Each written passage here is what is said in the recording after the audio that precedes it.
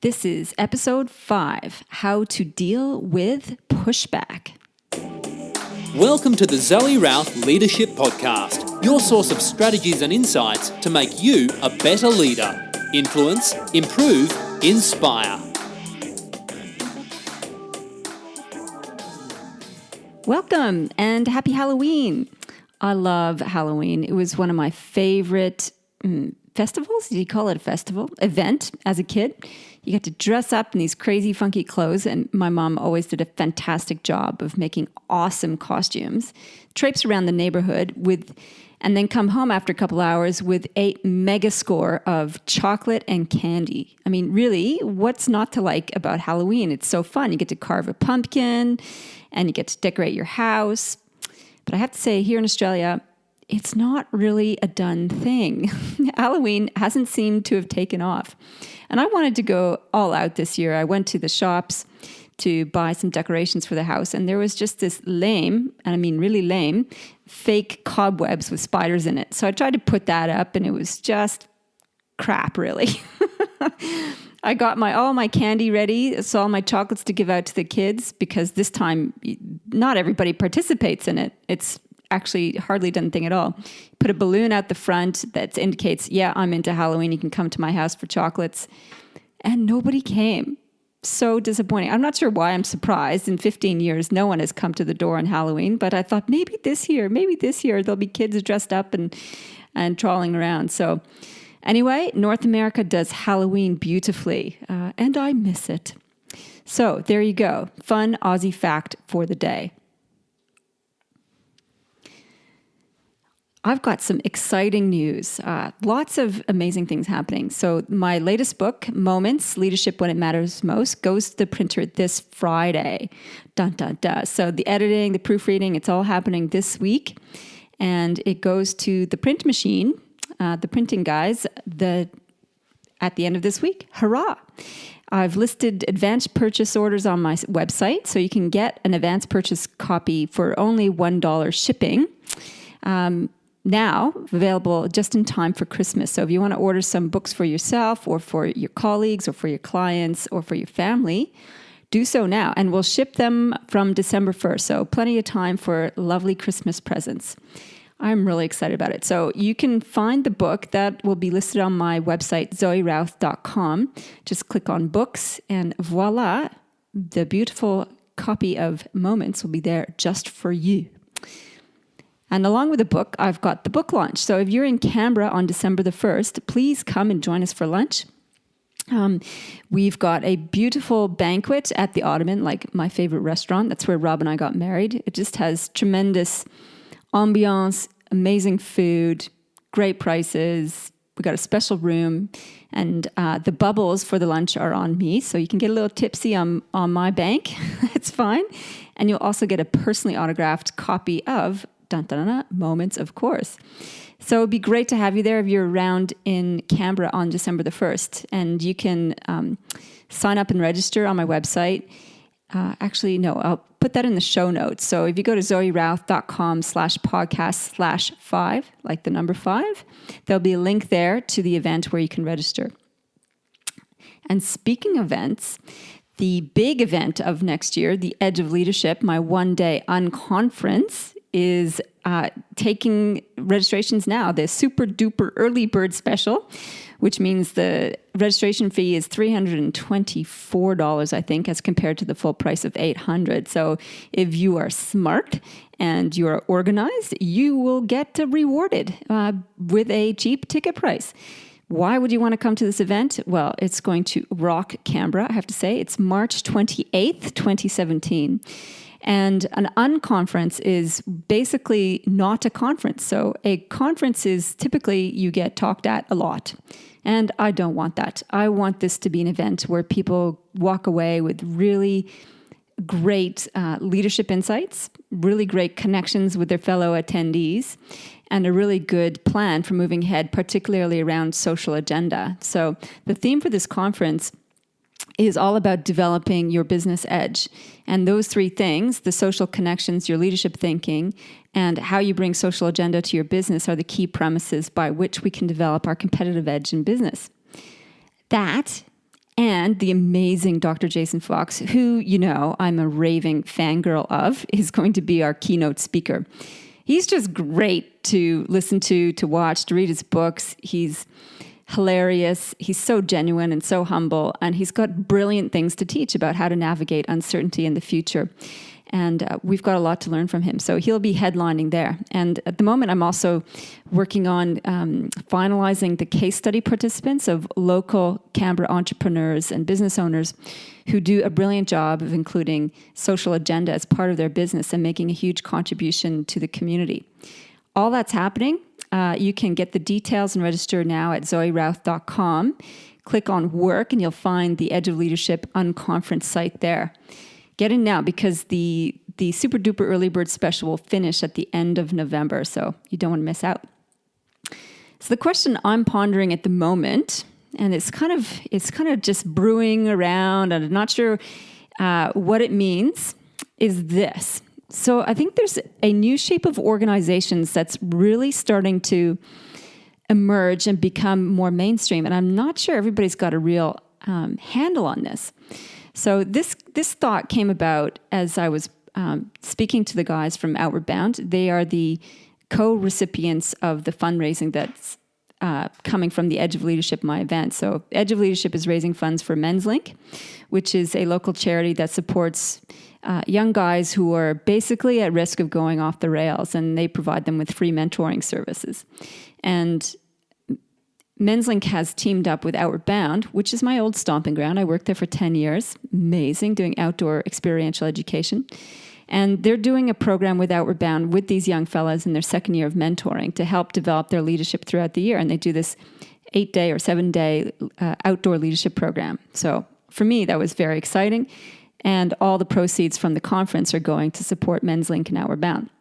So I was meeting with the Outward Bound guys, and they were giving me the updates on what's happening there. How is the business structured? They've made some significant structural changes and business changes, which I thought were quite interesting. And one of the significant shifts is that their instructors, their on the ground frontline team, are mostly independent contractors now, which is the polar opposite of what happened when I was there.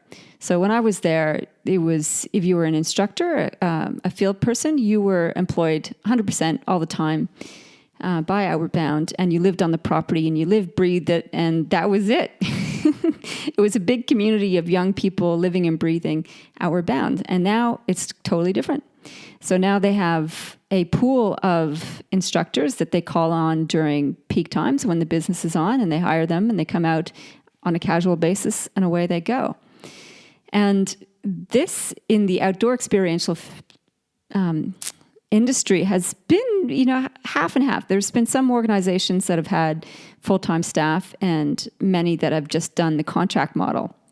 And I was really surprised to hear that Outward Bound had gone this way. Not that there's anything wrong with it necessarily. It just portends a huge shift in the organization and perhaps in businesses elsewhere as well, as we look at how talent management is actually managed. In old stalwart, I can't even pronounce that, stalwart? Solid organizations with a strong history. Talent management was really, you got your talent in, you looked after them, and you maintained them on a permanent basis. And that's how you managed your staffing. And you did everything to hang on to them. Now, the trend, and this is an identified trend, it's out there on many websites and many research organizations, the future trend for employees is that up to 40% of the workforce will be independent contractors. So maybe it's not such a surprise then that that's also happening for organizations like Outward Bound, who had very much a strong emphasis, let's build a community. And so what does this mean? It means that organizations will have to work really hard at making sure that their favorite contractors actually come and work with them. So, because that's one of the problems with having contract staff. They may or may not be available when you need them, and you may get contracts at the last minute. So there's this need to be even more fierce in your engagement with your talent and your contractors, as well as really flexible. So this flexible organization structure I think will mean stripping back a lot of the resources and infrastructure that are possibly burdening organizations. So I'm thinking about organizations that have big properties, big overheads that was needed when you had a solid, perpetual, permanent staff. And now when you shrink that to a core of people who are basically in sales and management and then bringing in the frontline staff, you don't need such a huge amount of assets. So how do you be responsive to that? I think the organizations that are shifting this way need to work this out pretty quickly. Otherwise, they're going to be too top heavy in their infrastructure. A really great resource for this in terms of what needs to happen for organizations to navigate change more broadly in these emerging trends is Patrick Hollingworth's book, The Light and Fast Organization. Fantastic book. It's well written, well researched, and it maps a way of how organizations can be light and fast. Now, Patrick is an Everest expeditioner. He's a mountaineer. He's like a mountain of a man, too. He's like, I don't know, he's 6'3" or 4". He's huge. And he's climbed Everest. I think, did he get to the top? I think he got very near to the top. He doesn't talk about it that much in his book, actually. So he uses the whole mountaineering examples as a metaphor for how organizations need to be light and fast in their approach to dealing with the future. You can't go and assault a mountain expedition style, which means huge amounts of resources, and you plow on regardless of circumstances. So you have all this like gear and equipment, and you basically, attack the mountain. What he says is that the smart mountaineers, the ones that summit quickly and safely, are the ones who are light and fast. They pack light, they watch the changing circumstances, and they take action when the conditions are right. And Patrick says that this is what organizations need to do. You need to strip away everything that's burdening you so you don't get caught in that, well, we have it, therefore we must go. We had this plan, we had this strategy that was set for 3 years, and therefore we must follow it through.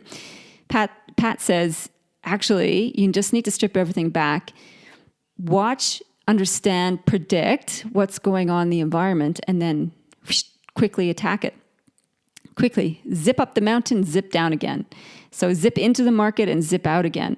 And he says this is what's going to help people survive and be masterful at managing all the tsunami of change. If you look at all the amazing stuff that's happening out there with artificial intelligence and robots and changing technology when it comes to renewable resources, as some examples of the massive trends that are going to upend people, such as, and the other one that I mentioned, started the program with, was this whole idea of contract staff becoming the default model or the more prominent model for doing business. It really needs to change how we think about how we engage with staff, contractors, and our clients, because there's issues around consistency and quality and policy management, really. So that was my gristly, pondering thought of the day, and it has huge repercussions for you. So the topic for today is how to deal with pushback, and it's linked to this whole idea of changing circumstances of staff, because one of the things that's affecting some of my clients is this shift in staffing. It's not necessarily the contract piece that is having an effect, though actually in some organization it is. It's this whole idea of, instead of linear top-down management, that's been sort of scrapped and reshaped for matrix management or lattice-type organization. So where there's versatility and movement sideways, laterally, as well as up and down. So what this means from a practical point of view is that in your workplace, you may be working on a project basis. And on these projects, you have different roles, different teams, different participants, and we need to sort out who does what and how decisions get made and how things are communicated. Otherwise, it's a debacle. And one of my clients, or actually a couple of them in this workshop, were saying, yeah, I'm on this project, I'm the project leader, and yet I don't have authority to tell people what to do. How do I get them to do what I need them to do? Because they don't work as fast as I do. They don't seem to have as much as a discipline as I do. They don't seem to take it as seriously as I do. And I don't want to be a micromanagement jerk that sort of just checks in with them every 5 minutes to make sure it's happening. So how do I do that? That was the challenge. So the real challenge in matrix management or polypod working, where you work on several different projects with several different teams, is that often we show up and we have no authority. So we have influence and we have responsibility often, but not necessarily authority where we can make decisions over other people's participation, behavior, or employment. So we've got nothing, no big stick, if you like, to wield. All we have is our capacity for influence, which is real leadership skill anyway. So let's look at what not to do if you're trying to influence people on your in your polypod team on a project and you're trying to get buy-in and they're pushing back. So what's happening for people here? So why would people push back on a project? Presumably they're interested in the project, they're engaged with it, they've got a stake in the game because it's part of their work, whether as a contractor or as a staff member. So why push back? What's really under the surface there? There's 5 things really that I think can be going on for people. And the first one is this. They don't see the reasons why the project is important. Yeah. What seems obvious to us may not be obvious to other people. So they might think, well, we're doing this thing. Why? Because it's somebody's pet project, because it's something to do, it's a time filler. So they haven't bought into the rationale. So, you have pushback because they're not bought in. Great book on buy-in actually is Simon Dowling's new book, Work With Me. And he goes through it in great detail about how to build buy-in and what are the extenuating circumstances and approaches you can go for that. I'll put that in the show notes as well, zoerouth.com/podcast/5. And so the link to his book will be there along with Patrick's book too. So not seeing the reasons why can be a real stumbling block. You know that for yourself too. If somebody asks you to do something, imagine yourself as a 4-year-old kid. Johnny, can you do this? Why? That little annoying 4-year-old is still within us. And we need to have good reasons to do things, particularly as adults. So that's the first thing that can cause resistance. The second thing is they may have other priorities that you don't know about. So they might be working on 5 different projects and all are rated as top by their respective managers because they're still supervisors in a matrix organization. There's still people who are accountable for things. And they may have given your colleagues a directive that this needs to be done by Friday, say, for example. So these things might be at play about why the resistance to your particular project might be in play. So it's up to you to find that out, really. What else is on their plate? And is that contributing to the pushback? They may have a different work style to you. And I was having a conversation with a client yesterday, and he's a wise man. He goes, I can't believe that people don't know that people actually do have different work styles.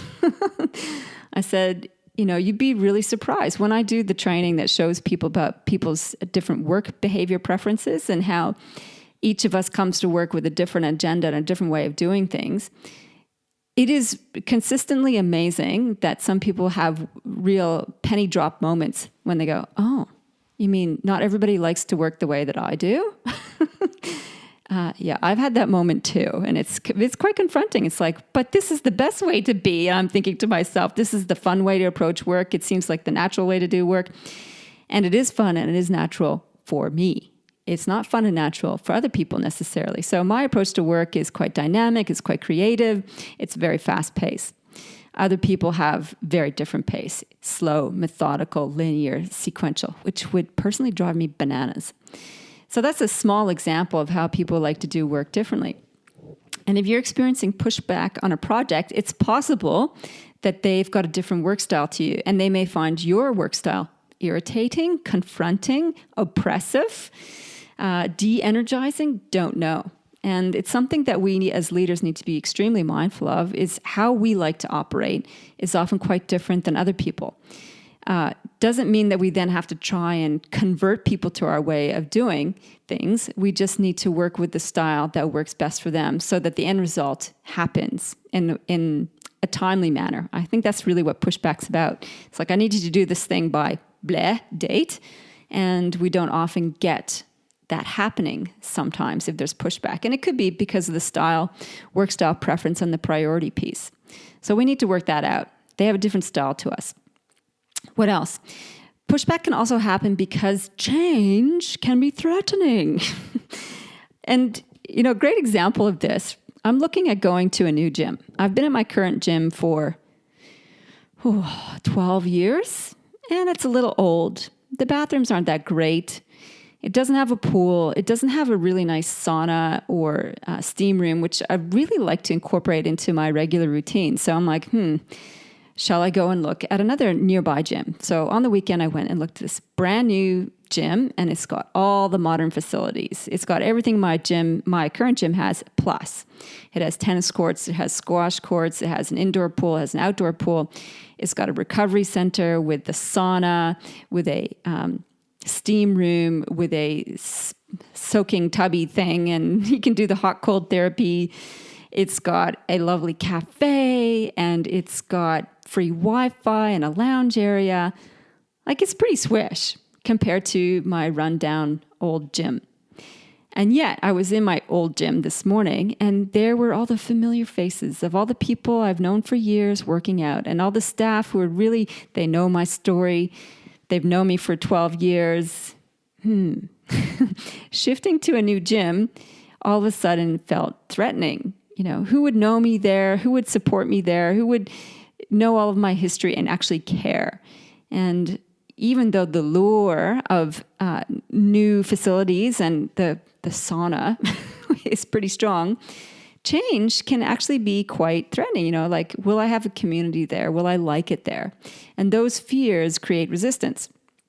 And it's the same for the people that we work with on different jobs. If we ask them to change a work process or change something, it can be off-putting. It's like, ooh, where's this coming from? Will I be able to do it? Will I be competent at this? What does this mean in terms of my status? And these kinds of things bubble up for folks, and that creates pushback or resistance. So it might be an element of change that's causing people to push back. And you as a leader need to really figure that out.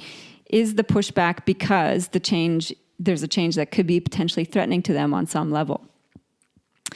And the fifth reason that might be going on for people about resisting change or having pushback is they may actually genuinely disagree with the decision. I know, it's shocking. Disagree? Oh my goodness.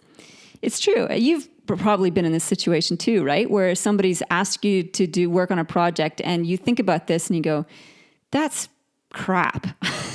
It's a really bad decision. It's a bad project. It's going to end badly. And you yourself may have had resistance and pushback to it.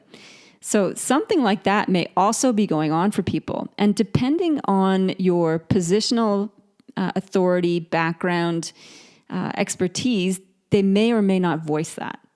So you may have to dig a little with them to find out, is there disagreement with the actual decision and project that you need to surface and deal with? And if they're uncomfortable with you because they don't like you, they don't like your style, or they're intimidated, you need to change your approach to that to get some buy-in so you can actually have those difficult conversations around this. So 5 things that could be going on for folks. They don't see the reasons why. They may have other priorities you don't know about. They might have a different work style for you. It might be change that is threatening. They feel they need to go into protective mode, or they genuinely disagree with the decision. So, what to do? Well, let's focus on what not to do first. The first thing not to do is threaten people, i.e., please do this or else. Fill in the blank for some subtle punishment, like I'll report it to the boss, or I'll demote you, or I'll make a negative recommendation, whatever. So threats, not a good strategy, really. Like definitely does not build buy-in, even though it's a shortcut, right? So do this or else is a shortcut. And I just remember my dad using that out of exasperation with me. Do this or you get suspended, or you get sent to your room or whatever. So yeah, doesn't work so well with your colleagues. Threatening, not so good. Bribing, not so good either. So that's like, come on, do me a favor. If you do this, then I'll do X, Y, Z for you. It just puts you in a bad position. It means that you surrender a lot of your power and influence because you feel like you need to cajole people. And all of a sudden, instead of having a professional, equal relationship, you are on the back foot. So threatening is about you being on the front foot and intimidating, and them being on the back foot. Bribing is the other way around. And nothing good can come from that. The third thing of what not to do is to run to mama or run to papa. This is where you might be having pushback with somebody and then you dob them in by reporting it to the big boss. And sometimes it's useful to escalate the challenge to somebody else who can help you deal with it. However, you only do this when you've done due process. So you need to attempt to resolve the issue and to get buy-in and commitment to the activity with your colleague first. Often I've seen this with more inexperienced people, is that as soon as there's any sign of like resistance or pushback and people not following through on what we want them to do, I've had a client just go, right, I'm done with this. And they jumped 2 levels in the chain of command, because there's still a chain of command, even a matrix management system, and basically complained to the powers that be. And so that made everyone look bad. It made the colleague look bad. It made my clients 2 levels of bosses look bad, because all of a sudden it's like, why is this person coming to me? They should be going to their direct manager or the deputy. This is being escalated. So why, what's going on? You guys have, you need to sort your mess out, basically. So everybody looks bad doing that. And I can understand why we might feel like we need to jump rank is if we're not getting traction, or we feel like we're not getting traction with our colleagues or with our managers. And so we do a last-ditch attempt and escalate it. And sometimes there's valid reason for that. I'm thinking in the case of like it's a ethical challenge or an ethical dilemma that you've tried to raise first with the person, next with the manager, and you feel that nobody is really paying attention to this ethical issue, then, of course, it's important to escalate it. If it's a case of, so-and-so won't help me do this project, that's really different to so-and-so is going against our values and is doing something illegal. There's a very different protocol at play there.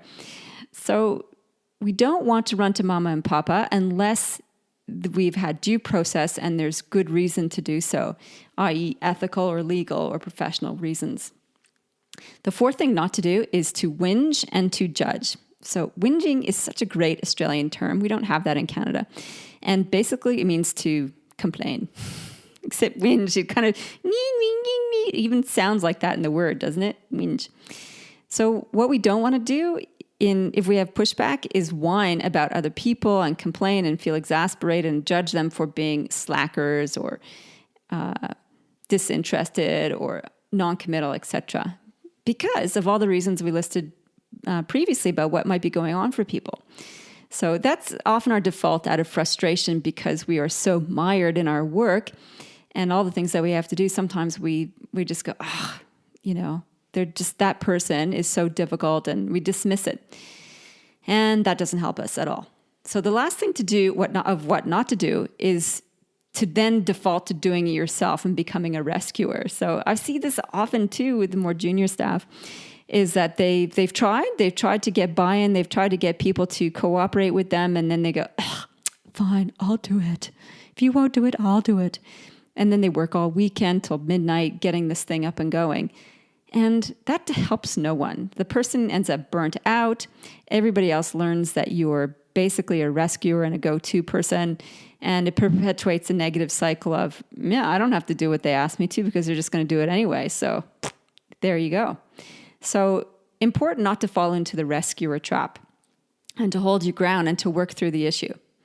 So let's get on to working through the issue. What can we do here? And there's 6 different things that you need to keep in mind in dealing with pushback. So imagine what's going on for people first. So just do a little bit of reflection around that. And then when you start to communicate with them, start with the why. thank you, Simon Sinek. His fabulous work on Start With Why, either his TED Talk or his books are a fabulous place to get au fait with this whole notion of Start With Why. And Simon Sinek's great hypothesis, great idea is really about people don't care what you do unless they know why you do it. And I think that's really important. So instead of telling someone, hey, do this project, the first thing they want to know is why? Why is this important? And if you can link it to a bigger picture of why it's important, it's structurally or strategically important to the organizations or to your clients or to the stakeholders, and you explain that, paint the bigger picture of why it's important, then that's one of the most easiest ways to get buy-in.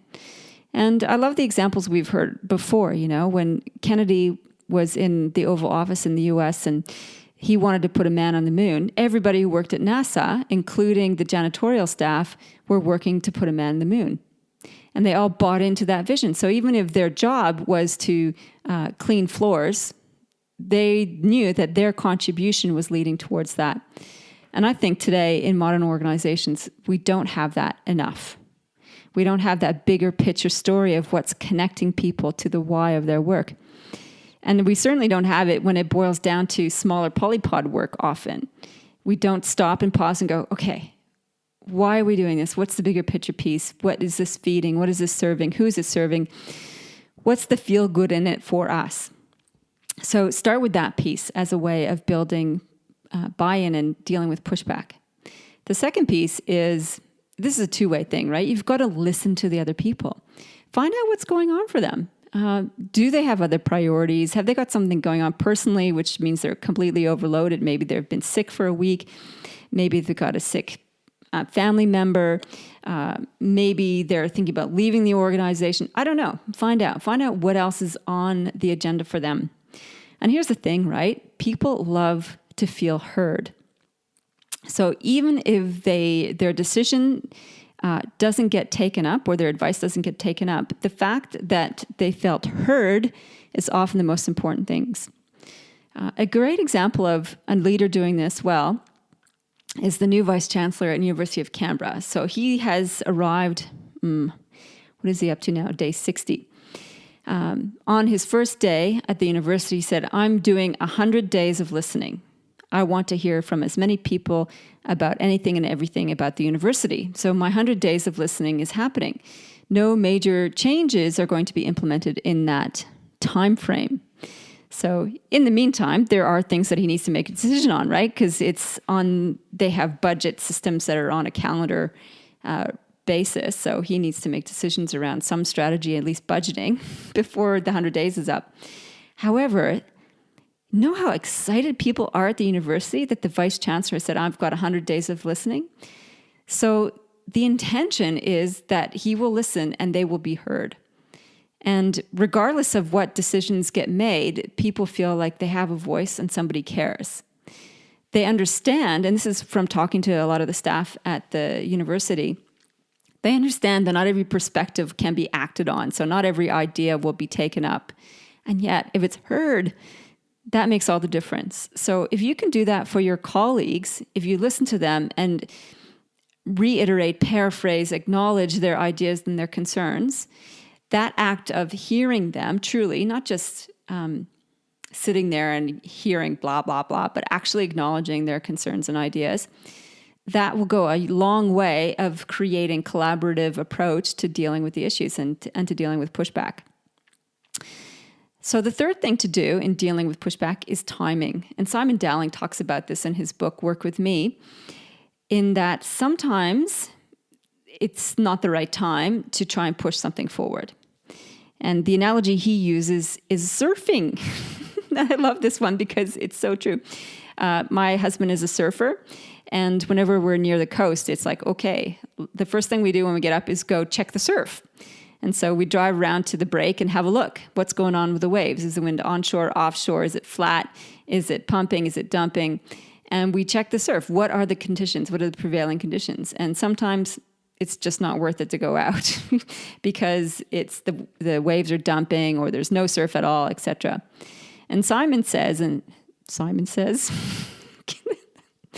I didn't plan that. Simon Dowling says in his book that often trying to build buy-in is like surfing. You need to check the prevailing conditions and see if the time is right. If the time's right, go for it. Broach the subject, deal with the topic, and sometimes you need to back away.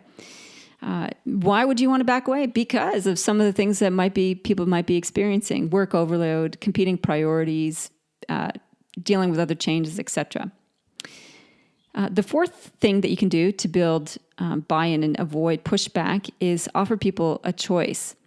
And you can make discussions an invitation. Often people feel like victims at work because they've been told to do something and they feel like they have no choice. And the reality is we always have a choice. We always have a choice about how we respond to something.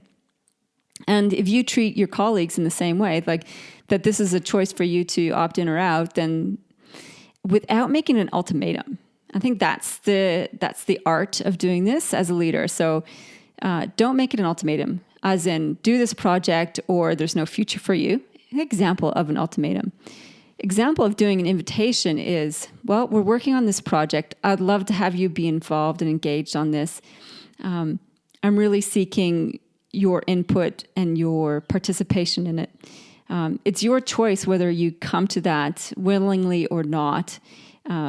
Certainly, if you have resistance to this project, you can bring it up elsewhere.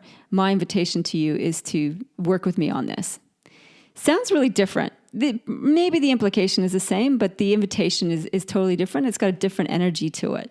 So if you can, avoid giving them an ultimatum and a dictation and a directive, and make it invitational and collaborative if you can. The fifth suggestion is to speak from the heart. So whenever you show up to work with people, when you come from a place of genuine compassion and concern, this will build rapport, and people will know that you're being authentic. And if it's a decision that you don't like that much either, then you can own that and you can talk about that. You know, this is a difficult decision. I don't feel great about it. And this is why I think we need to implement it. This is what the repercussions might be if we don't. These are the repercussions if we do. And I invite you to participate with me on this, to engage with me on this. So when you come as a humble, collaborative person, as opposed to a conflicted or competitive or combative participant, then it'll make a huge difference. And the sixth tip is be prepared to make the hard decisions. In leadership, sometimes we have to make decisions that really suck. That's just no other way to get around it. Sometimes we've come to a point where we actually have to let someone go, say, for example, or relocate them to a different project they'll be disappointed about and is also in their best interest and in the organization's interest. When we are prepared to make the hard decisions and we can communicate from the heart, then we have a better chance of building buy-in and collaborative engagement on projects, because people know that we're always showing up authentically with everyone's best interest at heart. And it'll make it easier for ourselves too, when we do that, to actually make the hard decisions. So there you have it. What not to do, what's going on for folks if they are giving you pushback, and the tips on what to do to build buy-in and to avoid and deal with that difficult difficult pushback. So the show notes are listed at zoerouth.com/podcast/5. I'll have links to the books that I mentioned there, as well as links to the book launch, if you can make it, on December 1st. And best actually to sign up for my newsletter at my website so that you can get all the updates live as they happen. In the meantime, live well, lead well, and have a great week.